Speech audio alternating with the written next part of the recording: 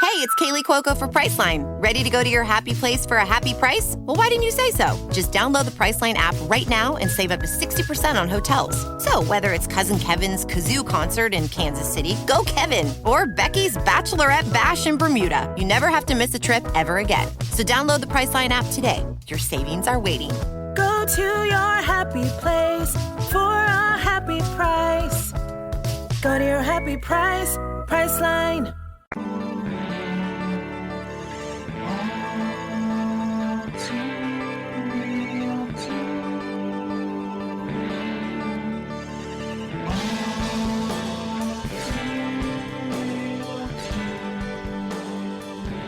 Okay, everybody, welcome to the latest episode of All Too Real 2.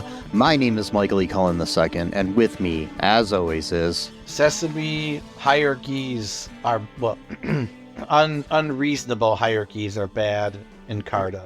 Sometimes hierarchies are decent, but, it depends on how, how you do it, stuff like that. But, like, some hierarchies are just really, really, really bad. Like, you just, you got like got one person at the top and you got one person at the bottom, and then you exploit the people on the bottom, and it's not good. Well, I mean, the hierarchy that our country is probably going to be heading towards soon is going to be the greatest thing ever, because there's hats that say "Make America Great Again." Yeah, true. Yes. Those hats are going to save the universe. Yes, but don't ever ask anybody who wears one when America was great. It's a forbidden question. You're not allowed to. Yeah, because it's like asking them, to translate the Bible into Aramaic or something. They look at you like, what the hell? Yeah, that's right. Jesus was American. That's why. Yes. Had a lengthy conversation just the other day with somebody online where he just responded to something with MAGA, and I was just like, so when was America great? And we went back and forth and everything, and then he started trying to tell me that I don't like America because I didn't agree that America was great, but he couldn't tell me when it was great. Because we all know what they mean when they say that. He wants to say back in the 1950s when certain people were put in their place, or even before that. Or like antebellum South or something, right. Yeah. We know, they know, we know that they know that we know that they know that we know. So that's why they play that game of like, oh, look it up. And it's like, okay, how do I look up when America was great? Like what? Like what would you even find then at that point? Like, and then, like I've often said, it's like saying "Make America Great Again" is like saying "Make the internet dial up again," right? Because you're basically just going back to something worse. Well, don't you want those slow load up times and into crashes for no apparent reason, where you just get kicked offline for no reason at all? Yeah. Your mom picks up the phone and all of a sudden you're offline. Exactly. Which then meant you had to get a cable modem in order to prevent the phone line being used up. Yeah, those were interesting times during the internet. For Good sure. Times. Mm-hmm. Back when America was great. Yeah, back when America. I don't know. Objectively, 1990s were better than they are right now. Well, for some things, I mean, gay marriage wasn't a thing. Well, yeah, but I mean, probably won't be for very much longer here. But there's just like, yeah. Well, but I don't know, man. I don't like in this movie where America's definitely not great for various reasons. Yeah. So today on the show, we are covering the 2020 film entitled "When Women Rule the World." The Internet Movie Database synopsis says 4 young people get sucked into a time-bending vortex to an apocalyptic future where women rule the earth. It was directed by Sheldon Silverstein. I don't think he's related to Shel Silverstein, the author of like Where the Sidewalk Ends and stuff. I hope not. It was also written by Sheldon. It stars Anna Hara as Maria Putin, Chris Gooch as John Dawson, Francisco DeCone as Michael Bray, Sandra Lagla as Susan Tolby, among a bunch of other people. But those are our 4 young people, if you want to call them young. They That, weren't that I know.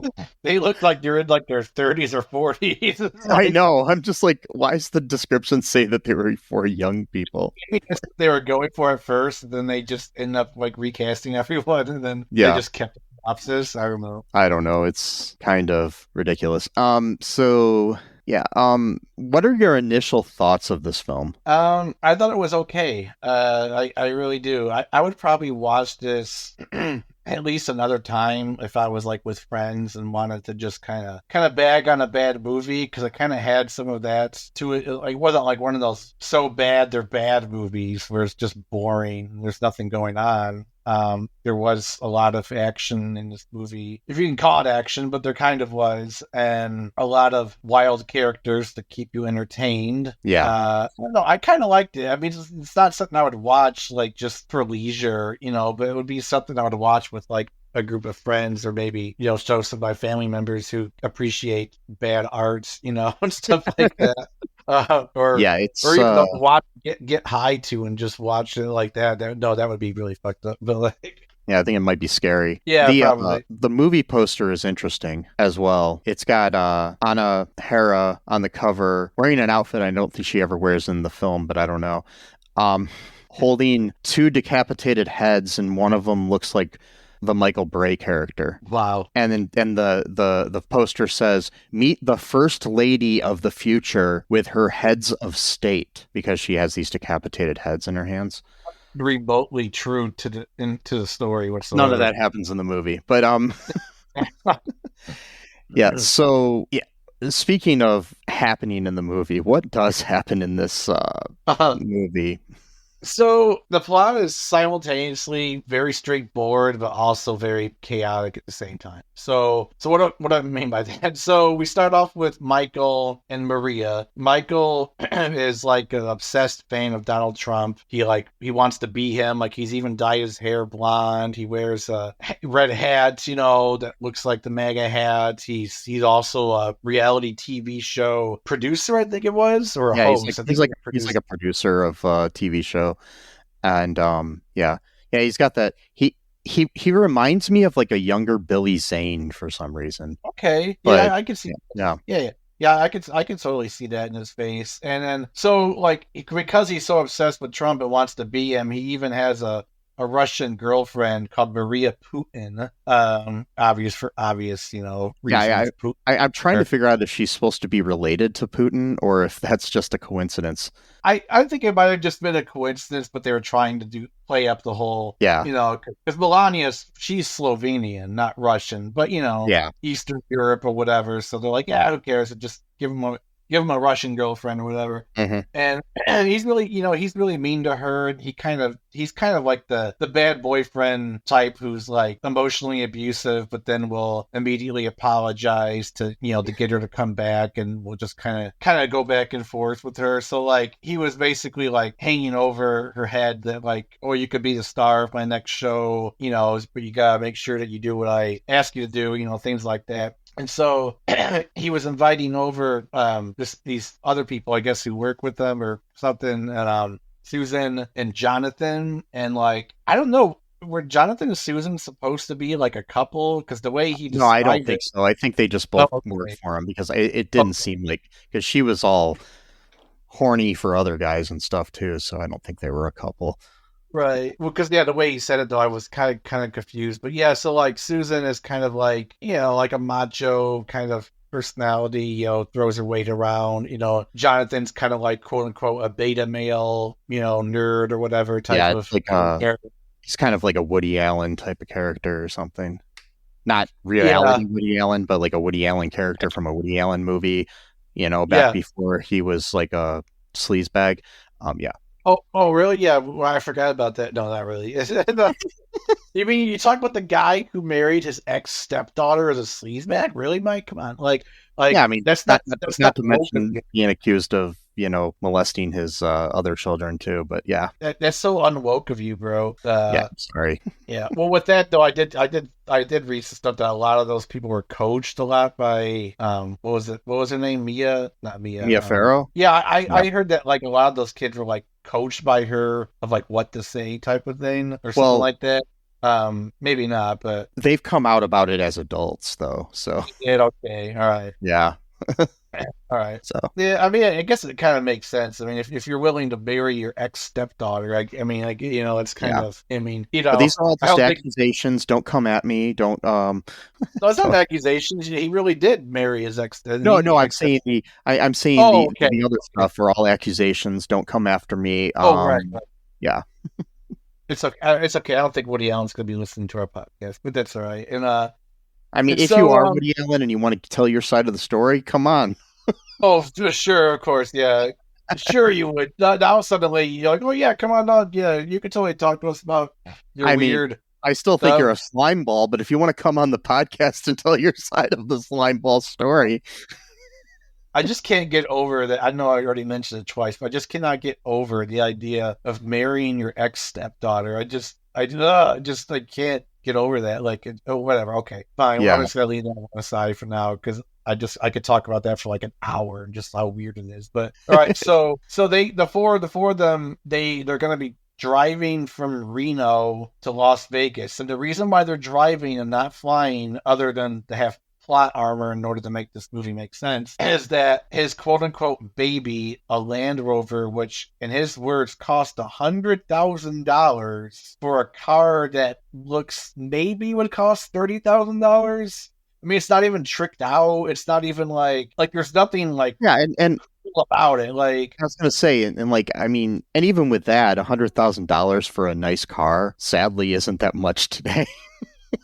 No, but for that kind of like a Land Rover, it just looked, I mean, it looked like an old Land Rover from like 10 years ago. Like it didn't even look like a brand new Land Rover. But yeah, in his mind, he couldn't leave it behind because I guess he thought someone would like steal it while he's gone for some reason. I don't know why, but okay. And so he insisted that he drive which again is the main reason why, is because the movie needed that thing to happen in order for the rest of the movie to make sense, so they couldn't do it without that.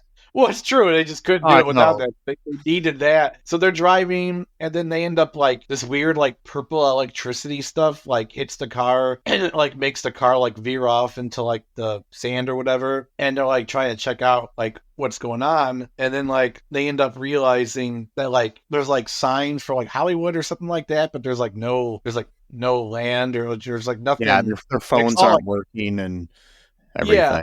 Oh, yeah. It's all like barren desert type of stuff, Nevada, I think Reno, Nevada. So it's like, Nevada has a lot of those kind of, things, like canyons and whatnot, or, things like that. And so Susan sees a guy kind of looking at him from a little bit far away, and she basically just wants to like bang this guy. So like she just goes running after him, asking for like directions or whatever, but then she's like, we could do more than just talk if you want to, and all this kind of stuff. And then once she realizes that he's like some weird mutant looking dude or whatever, then she starts getting all creeped out about it. And then his companion shows up and he's like, we don't want to be around here or whatever. Then they just end up like bolting together out of there or whatever.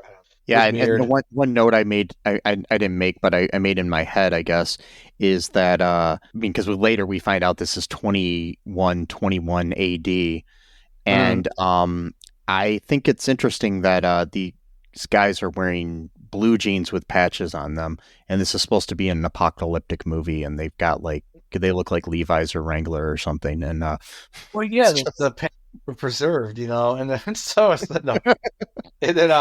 And so we have this thing. So Michael was like a really mean guy in this movie, and we'll find out later more stuff that happens. Oh yeah, I mean earlier he had proposed to Maria, and basically it seemed like he did it to get her to sleep with him, but I don't know. Yeah, or at the very least, have her under his control or whatever. Yeah. And and like, so Jonathan, he's like quote unquote like the beta male of the story, but like progressively he kind of becomes more of like a protagonist somewhat in the story. Whereas Michael just sinks more and more into his cruelty and misogyny, and Thank Jonathan God, because kind of. Michael is quite possibly the most annoying character I've ever seen in a film. Oh, I know. He was way over the top, and like Jonathan, like becomes a little bit more strong-willed. He's still like a nerdy, like he doesn't like Yeah. change personality, anything like that. But it was interesting to see like those two characters kind of veer off in different directions. Whereas, well, with Michael, it was really just going further down in the path he was already on in the first place. Whereas Jonathan was kind of going on like a completely new trajectory, and like not just being like a push around, type of guy or whatever, which ended up actually saving his life by the end of the movie. I know we're kind of jumping around here, but so eventually, what's that? I don't think it matters really.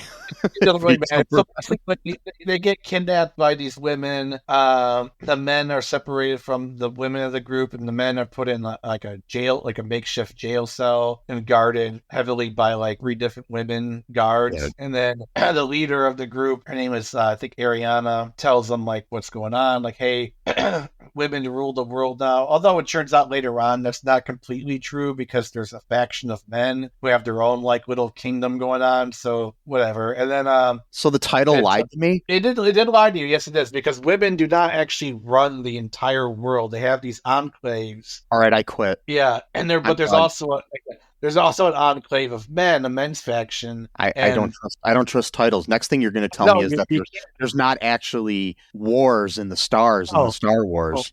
No. Oh. And sadly, she does not have Michael's head, in her hand or whatever. No. That never. There were no decapitations in this movie whatsoever. I checked. We ever really find out what was eating Gilbert Grape? I'm just trying to figure out titles here. Like if they ever are truthful. I don't know, some kind of parasite, maybe. I don't know. And then no, I don't know. That's terrible. I got worms though.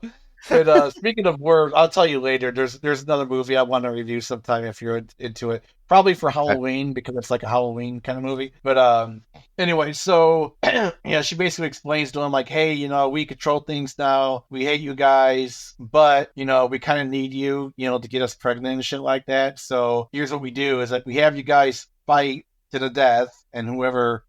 Or not fights to death, but whoever wins, he gets to like mate with one of our women in order to get them pregnant. And so Michael, of course, was all jazzed up about that. He's like, yeah, and so, but he wins the first fight, but he wins in a really cowardly manner. And like, I really thought this was actually decent acting by the actors, because like all the women like, just looked at him with utter contempt after he won the match. And the reason why he won the match is that he told the guy to look behind him, and then he punched him in the balls. And then and they're just like, really? Like, that's such a bitch way to win a fight. Like, we all know, like, there's like an instinctive rule. Like, if you get in a fight with a guy, you don't hit him in the balls. Like, it's like, even if you win, it's like a cheap win. You know what I mean? Like, because no one respects you, and you probably don't even respect yourself, really.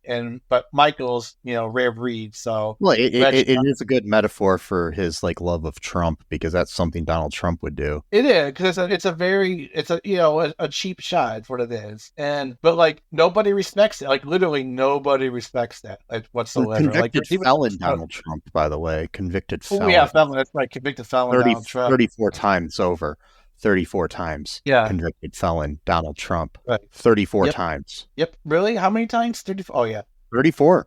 Yeah. Yep. Sadly, nothing's going to happen from it, but whatever. It was nice to. Who knows? I don't know when this episode will air, but it might be after the sentencing. But we'll find out.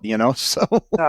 Yeah, we will find out. But I'm not giving my heart that on much. But that's fine. It's fine. It was nice to have a day of making fun of him and stuff like that, and stuff. So that was at least we had that. We get little treats here in America nowadays. Little treats like that. Roe versus Wade was overturned, and people are trying to ban trans people everywhere in the country, and and stuff like that. But Donald Trump is a 34-time felon. Yeah, and it's like I keep saying the word treat again, like it's the buttercream game where they keep saying treats. Like, the guy at the store has a Donald Trump felon treat, and you can just pick it up or steal it, because the guy, Pete, stole a lot of stuff from his former community. Yeah. Because he joined the mean streets of Chicago. It was at a game. That's another movie. But that's a whole other movie that we reviewed. If you're fans of our show, you know that already.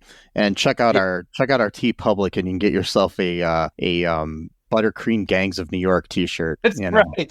Yes. That's right. I forgot about that. That's right. Buttercream Gauge of New York. And so Michael ends up thinking that he could pick the woman to mate with because one of them kind of winked at him because I think she liked him for Yeah. some reason. Sure why she would, but like, I don't know, whatever. And then, but no, they already had one like lined up for him. And it was this woman, and she's like, are you here to teach me about love or whatever? And he's like, I guess so. And so they end up mating, and like he wants to cuddle afterwards, and she's like slaps him in the arm when he was trying to like hold her shoulder or some shit like that. And then she ends up just walking away because the whole point was just like the meat basically. And oh yeah, that's the other thing too. They called it mersing. Is that like a real word, or is that just a word that they came up with for the movie? I am not sure.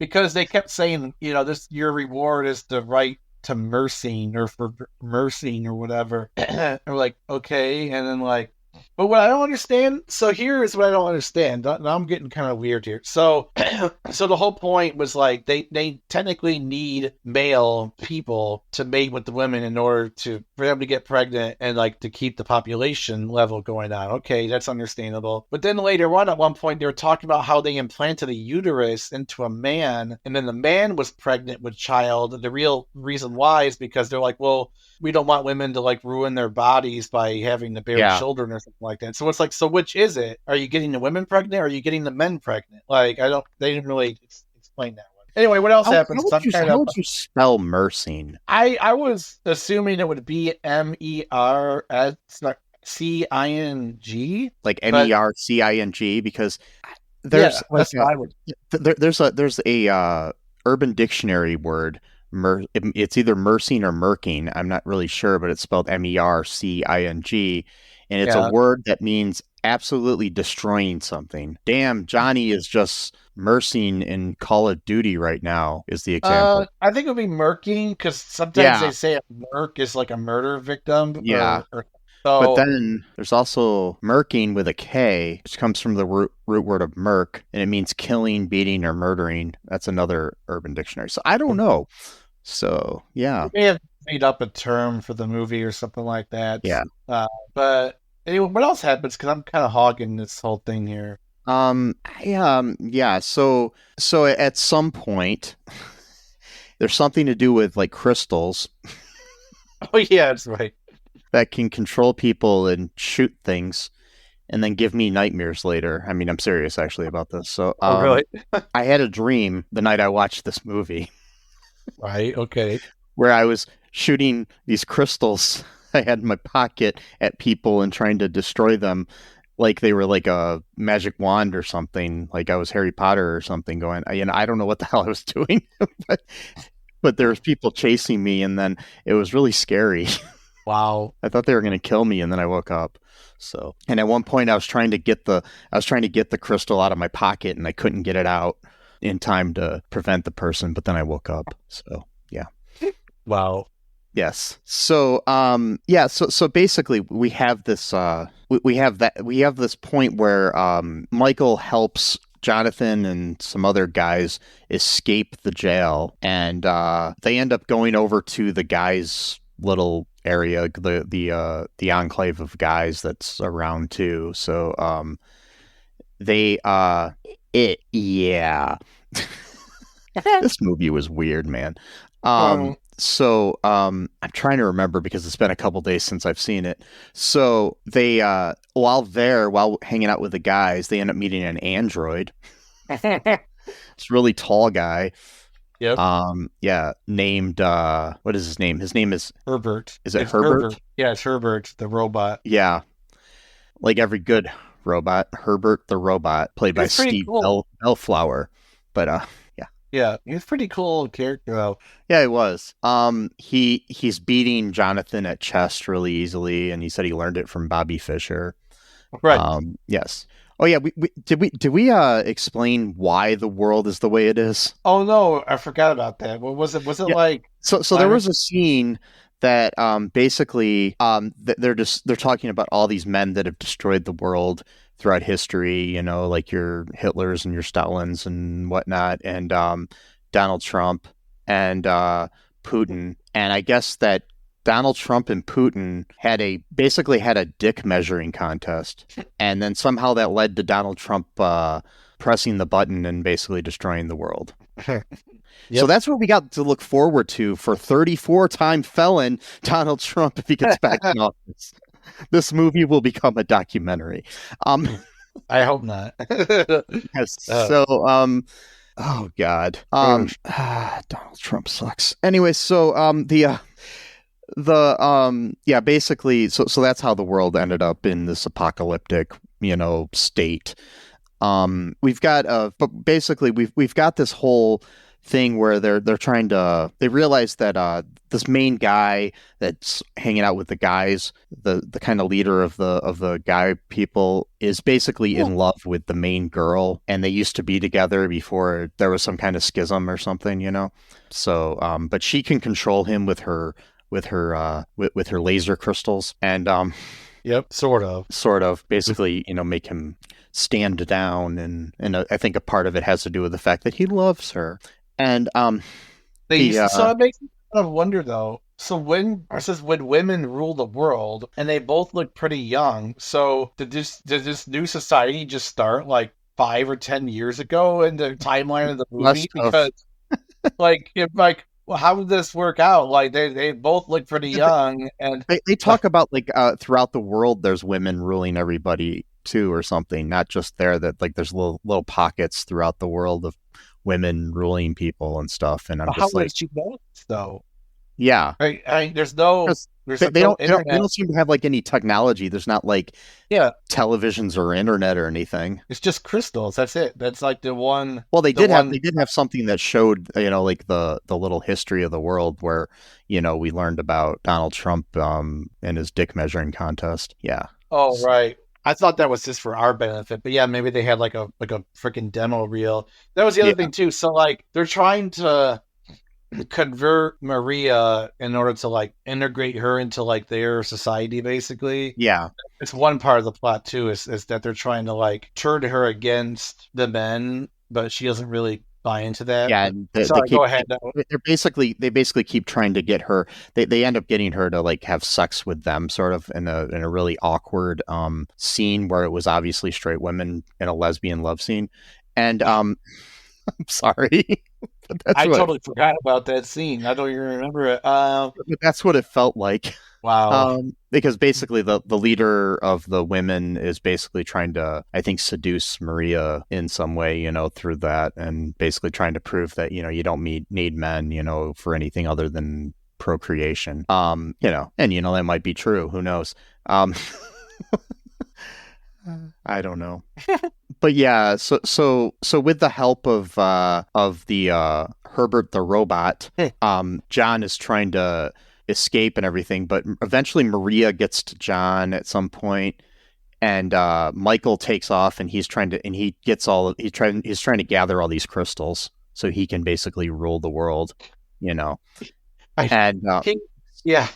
these crystals are important somehow. I'm not really sure. They are, but we don't know exactly why there's so many of them and why they're super important, but they are apparently. With Michael, he hated that at first, but then once he escaped, he joined the men's faction, and then he ended up like raping this woman that he kidnapped, I suppose. And then then he wanted to do it again to more people. Cool guy.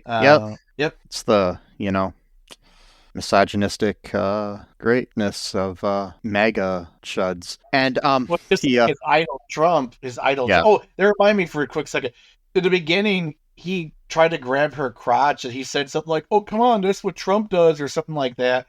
I was like, "Whoa!" See, that's the thing with it too. It's like I'm all for being, like anti-Trump and everything and stuff like that, but this movie is not subtle by any means, and it's no, it's not. It's not at all. No, it's not. Like the satire is just like, you see what we did there, like there's no like even the people who like think like Archie Bunker was like the good guy in the show, or Al Bundy or whatever, even those people could see this movie and be like, okay, I know exactly what they're trying to say.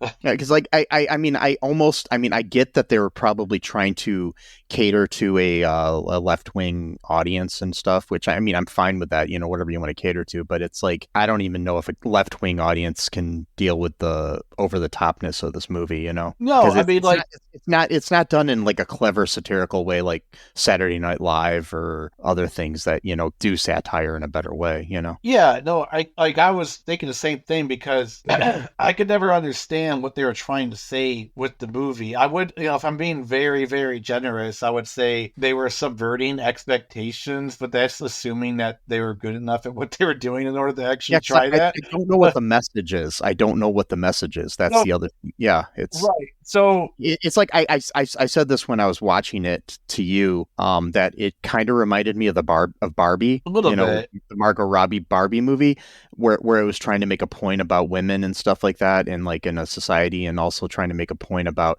how people need to live together. We can't just have a society run by men or a society ran by women. But obviously, it did not do it with the same tact as the Barbie movie. So yeah. No, well, even the Barbie movie kind of got weird with that because Yeah. they're like at the very end, they're like, oh, now the men can't be on the Supreme Court; they can only be. And they're like, so you just didn't get your own message? Like, what was that all about? Like the whole Well, point. no, they took them off, but then they said something about how they're going to have elections now and make it Well, fair no, for. no. There's one point where the guy said something like, "Oh, maybe I did go. Well, you know, you got to start somewhere or something like this." Something I will try to find a clip one of these days, but like it was Yeah. basically implied that like the men are like second-class citizens all over again, and that's somehow a good thing because women power. And like, okay, but it kind of goes against what you're saying. But okay, but again, Yeah, we shouldn't be that's watching not how I Barbie. read it, but I guess that might be. Okay, I don't know. I'll try to find the clip again and see Yeah, what I was saying, because to me, that's what it kind of felt like they were trying to say, because, like, I Yeah. don't know, whatever. But again, we shouldn't be, like, you know, looking to Barbie movies for feminist discourse. You know, we should be No. reading, like, I don't know, Judith Butler, other authors, you know, people who've actually, you know, had their whole lives doing this, not a Barbie movie or this weird No, 2020. When I look for my discourse on women, I don't go to a Barbie movie. I go to a Bratz movie. No, I'm sorry. Oh, that's much better. You know, it's much more newer, more radical critique of the patriarchy. Totally. No, yeah, you really got. If you're on the cutting edge, you really got to watch the Bratz movie. They'll really set you straight. That or Monster High or something. You know, Oh yeah, totally. Yeah. Other you know, other dolls. But Yeah, but with this message, it made it seem like at first that like we were supposed to think it's like a good thing that the women like have the men enslaved and cut off their balls. That's the other thing too. They eat their testicles. And like that was almost seen as like awesome because men are terrible and we should be able to do anything we want for them. Women power. Whoa, you know, but then it was like near the halfway through to like, oh, maybe they are the villains. And then it was like, but then the men's faction came in. They have the scene where they give Maria like meat to eat, and it's like it's human meat, and then they're trying to make like some kind of like commentary on, I guess, on like the fact that we eat animal meat or something. Yeah, it made that point. Yeah. Yeah. It was weird. And like she's like throwing up, retching, and they're just like laughing at her the whole time. Haha, isn't that funny? I'm like, not really. It's not funny at all. Like you're making someone vomit who apparently is supposed to be like your potential new recruit, and you're not really treating her very well. Yeah, and then she goes off and she finds Jonathan, like I was saying, and after Michael had gone off to collect all the, you know, all the crystals like they were Pokemon or something, and basically they need these crystals. We find out from Herbert the robot that you need these crystals, and then it can like you put them, you just kind of like set them on top of your engine, and I know, it's so stupid, and that'll make you go faster, and then you can travel back to 2020, and yeah, the glorious year of 2020. I would rather just stay in 21 at that point. I know.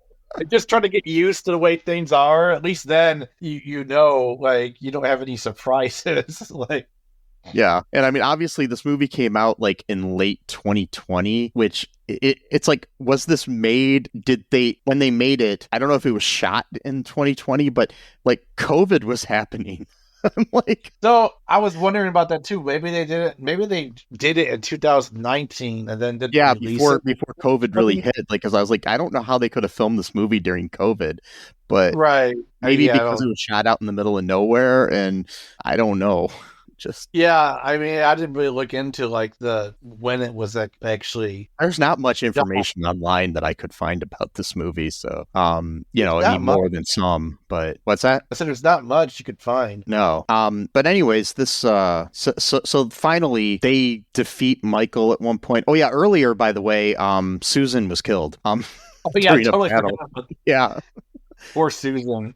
Yeah. I mean, she was kind of like the female Michael in a way though too. So it was like I'm She was glad. kind of a dick. She was, yeah. She was like that's why her and Michael probably liked each other so much because they were very similar. Yeah. In personality. And Did Michael end up dying? I couldn't remember. well, so I don't really know because I know the guy faction, they pretty much like beat him up and dragged him because he was like too radical for them, even because like they really weren't into like the raping and pillaging and shit. They were more of just like trying to, well, no, I guess they did because they did kidnap some of the women, but they rescued some of the men. So I think for them, it may have been like a revenge thing where they're like, well, they've been, oppressing our people. So I guess we'll just take a few of their people type of thing, which Maybe they were okay with the kidnapping, but not the rape. I don't know. Yeah, So. I don't know. Well, I don't know because it looked like at one point the guy was gonna rape Maria at one point, I think. Oh, okay. But then he decided not to at the last minute and just let her go. So I don't know what that was all about. That's kind of weird. But like lots of sexual violence in this movie on both sides. Not good. Stuff like that. And Jonathan, like sorry, go ahead. I kind of interrupted you. Oh no, I was just saying so I know that Jonathan and Maria you kind of get this vibe that they kind of like each other now. And they want to get back to 2020 and they defeat Michael somehow and get all the crystals. I can't remember what happened. They got the crystals, and I think Michael at one point had like one of those weapons and tried to shoot him, I think, but eventually I think he couldn't get him or whatever, and then the guys end up like taking him away, and then they end up putting the crystals in their car engine, which somehow is supposed to allow them to I don't get that part. I don't get it. They're just laying them up on top of it, like like they're sprinkles on a cupcake or something. I mean, I don't know what the fuck was going on there. I don't know why that would work, or why. The other thing too is like why if Auriana knew this, then why does she never try to go back in time and like change things where women could rule the world, but there's still modern technology, so they weren't. Like, and stop the apocalypse. Right. But no, maybe they needed a car to do it, and they didn't have a car. Oh, that's right. Yeah, you need a Land Rover. I forgot. Yeah. It only works if you got a Land Rover, $100,000. Yeah, it's just like the DeLorean and Back to the Future. There's only one mode of transportation. I mean, no, but yeah. So, but when they get back, they passed out at this point, and then the police come to check on them, and then Jonathan does say though that Michael and Susan were dead, but they never actually confirmed Michael's death. So I don't know. Yeah. Maybe they just presumed he was because like the guy faction took him away. Well, then there's going to be the sequel where they end up going to like 2130 or something, and Michael's the new president of the world or something. God, that'd be terrible. It's going to be called When Michael Ruled the World or whatever.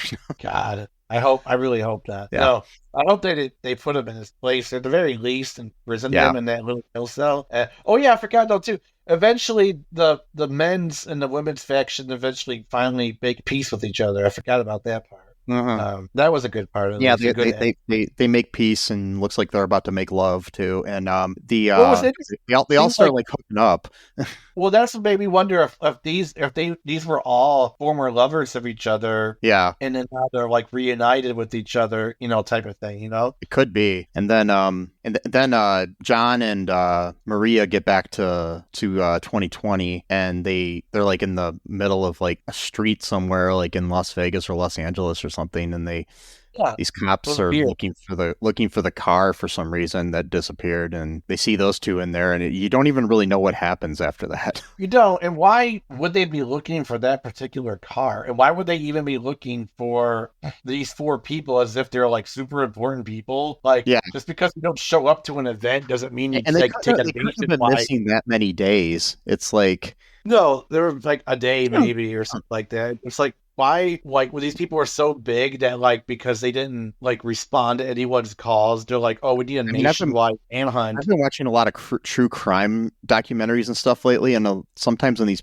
people that are murdered or whatever are presumed missing at first, like it takes them like a few days for the police to even give a shit. Like, oh, she probably just ran away, or she just got sick of life and decided to leave her kids and her husband randomly one day, or whatever. So that's how they act. Yeah, so stupid. Yeah, quit bothering us. No, we're all good. Like, yeah, okay, fine. Yeah, nobody killed your wife and mother. It's just she just decided that she was, sick of being around her devoted kids and her loving husband, and just randomly, up and left one day. Yeah, makes sense. Yeah, yeah. Well, boy, so that's our movie basically. Yeah, it's basically it. I have much really. I mean, just like a few minor details that we probably missed, but not much. I mean, it was interesting. It might be maybe a good double feature with Barbie, and instead of Barbenheimer, you just watch these movies back to back. But you watch Barbie first, and then you gotta watch this afterwards to really like bring you down. Like, it's like because Oppenheimer will bring you up though. You watch that one afterwards because that's just a happy-go-lucky movie about atomic bomb. Yeah, or you should do a mashup. You just play both movies at the same exact time. Maybe they line up like that Pink Floyd album in the Wizard of Oz or something. I remember that theory. Yeah. I tried that once, and it didn't really seem like it did anything. Like, it didn't seem. I've found that if you play the Wizard of Oz with Weird Al Yankovic's second album, I'm joking. No, I don't know. It's just Well, plus two, Dark Side of the Moon is like 42 minutes long. Yeah, you're supposed to start playing it at a certain point in the movie or something. Oh, I see. Not the beginning. Okay. Yeah. I was gonna say, I'm like, I can't remember. But yeah. Twice to match the whole movie, because the movie's like hours long or something. Man, I love The Wizard of Oz. Sorry. Good movie. Okay. No, I was just thinking about it. I love that movie for some reason, even though, there was a lot of shit going on. Someday we should dive into the behind the scenes of The Wizard of Oz and how horrible people were treated on that movie. My favorite one of my favorite facts about that movie is of the main cast of the movie, only one character was paid less than Judy Garland. And guess who that was? I don't know. Toto. The dog? Yeah. All the guys got paid more than her. She was under contract and basically had to do the movie and couldn't ask for a raise or anything, but almost every other actor in that movie was making more money than her. Of course. And she's the fucking star. Yeah, exactly.